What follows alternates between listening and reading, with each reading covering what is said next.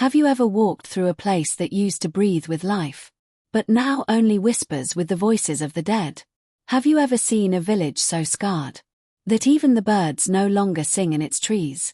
Beware the day when justice is buried, for when the guardians of a land are silenced, the land itself bears the scars. This is the story of Ablekuma. This is the tale of the ghost town. Long before the silence, Ablekuma was a name that stirred with energy. It was not a large place compared to Accra, but it carried the rhythm of drums, the laughter of children, and the endless quarrels that came whenever soil was fertile. The people of Ablekuma were traders and farmers, men who fought over lines of land with as much passion as they fought for their families. But even in quarrels, there was life. Market women bargained with fiery tongues. Young men tilled the earth with sweat on their brows. The air smelled of maize roasted at the roadside, and the evening skies lit up with dance and storytelling. But this peace, this bustling life, was not to last. It was wealth, power, and blood that drove the men of Ablekuma. And where land is contested, there rise men with no claim to it, yet who guard it with sticks and machetes. They were called land guards. The elders said the land guards came from hunger, from idleness, from the greed of chiefs and the desperation of youth. They were men who sold their fists to the highest bidder, men who stood at the edge of fields and declared, "This land is ours now. Step closer, and you step into death." And so, Ablekuma grew restless. Farmers feared to plant. Families feared to claim what their fathers had left them. The town buzzed with rumors of beatings, of machetes flashing in the moonlight, and uncompleted houses standing as secret prisons for those who dared resist. It was into this turmoil that two guardians entered, Ninja and Taller. Ninja, a Ghanaian police officer in his mid-30s, was swift as shadow and strong as the wind. He wore the dark blue striking force uniform of the Ghana police, a symbol of authority and justice. Beside him was Taller, his faithful comrade, a towering figure in the same uniform, strong with the build of a tree, but with the spirit of a protector. Together, they had come not for war, but to inspect, to stand upon the soil of Ablekuma and declare that it still belonged to the people. The land was under dispute, tied up in court, bound in paper and legalities. But while the court delayed, the land guards had already moved. They had raised sticks, built fires, and claimed what was not theirs. As Ninja and Taller entered Ablekuma, they felt the air shift. Windows slammed shut, doors closed behind them. Children who had been chasing tires on the dusty road suddenly scattered into alleys. And from those shadows, the land guards emerged. The land guards were many, their eyes glowing with defiance. They moved like locusts, gripping sticks, machetes, and clubs. Ninja, his heart set on justice, raised his hand in peace, saying softly to Taller, "Stand firm. We are here as guardians, not enemies." But peace was a stranger to the land guards. One of the land guards stepped forward, his voice sharp as a machete. "Law, justice, court. Here, we are the law. Here, we are the court. And you, Ninja, you are nothing but a fool." With that, the first blow fell. A stick cracked across Ninja's shoulder. Taller swung his fists like thunder, each blow dropping a man. But for every one that fell, two more rose. The land guards swarmed them. Ninja fought back with swift kicks and sharp strikes, like a panther clawing in the dust. But what is one panther against a forest of spears?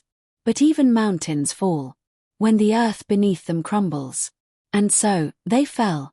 As the fight raged on, Ninja, his strength fading, saw a chance to escape. He dashed toward a tipper truck, its heavy bed filled with sand, ready to carry him far from the land guards. With desperation, he leapt onto the back, grasping the edge of the truck. But just as he was almost free, a Kwei, a large and swift man among the guards, stepped forward. With a vicious blow, he struck Ninja's body, sending him sprawling to the ground. His grip lost, his body hitting the dirt with a sickening thud. Days after the killings, a breakthrough came. An eyewitness, who had seen the brutal acts of the land guards, came forward and tipped off the authorities. This tip-off led to the immediate arrests of several perpetrators, some of whom were captured quickly, while others tried to evade capture. The authorities acted fast, and these arrests would lead them to the next critical stage in the investigation. Based on the tip-off and the immediate arrests, the police were led to the burial sites of Ninja and Taller. First, they came to the uncompleted building, where Ninja had been buried beneath the rubble. There, they uncovered his body, still clad in the remnants of his police uniform. His lifeless form a testament to the violence he had endured. The second discovery was at the riverbank, where Taller had been laid to rest by the land guards. The river whispered over him, but did not carry him away. Instead, it became a silent witness to the murder of a guardian. The police, with solemn reverence, recovered the bodies, their hearts heavy with the weight of the discovery. These revelations marked a pivotal moment, a turning point in the quest for justice for Ninja and Taller. As justice began its slow course, the military and police arrived in Ablekuma, seeking to impose their own version of justice. They set the village on fire, burning homes, fields, and memories to the ground. The flames consumed the air, licking at the structures of Ablekuma with its fierce hunger. Homes that had once held laughter and life were now reduced to smoke and ash. The fire spread, devouring everything in its path, until the people of Ablekuma stood helpless, watching the flames consume their history, their memories, their homes. It was not just the land guards who punished them.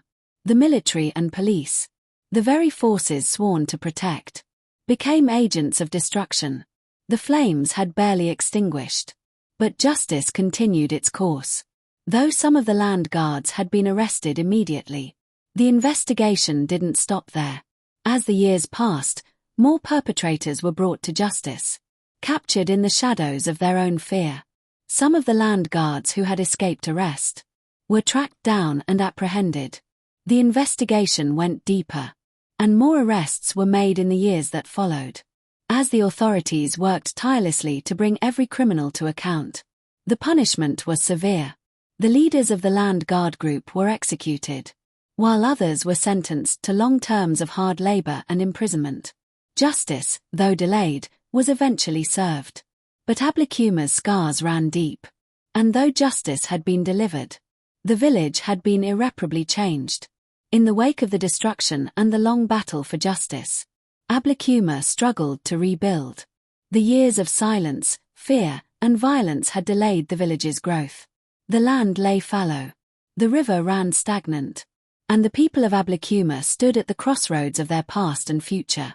Yet, despite the hardship, Ablekuma began to rebuild. The villagers, though scarred by loss, found strength in their unity. Today, Ablekuma is no longer a ghost town. It has grown into a bustling town, alive with the voices of those who remembered, but chose to move forward. So the tale of Ablekuma is told to this day, a reminder that when justice is buried in silence, it delays the progress of a people. Ninja and Taller did not die in vain, but their deaths were a lesson in the cost of standing by. When you stand in the place where Ablekuma once thrived, you will hear the wind speak. It carries the names of those forgotten. Ninja, Taller. Share the story of Ninja and Taller. Let their names live in the voices of those who choose not to be silent. For a village that betrays its guardians will one day bury itself. Speak when silence tempts you. Stand when fear weakens you. Remember Ablekuma. Remember the ghost town. And never, never betray the guardians of your land. If this story has touched you, share it with others. Like, comment, and subscribe to the Story Baobab, where wisdom lives and lessons never fade.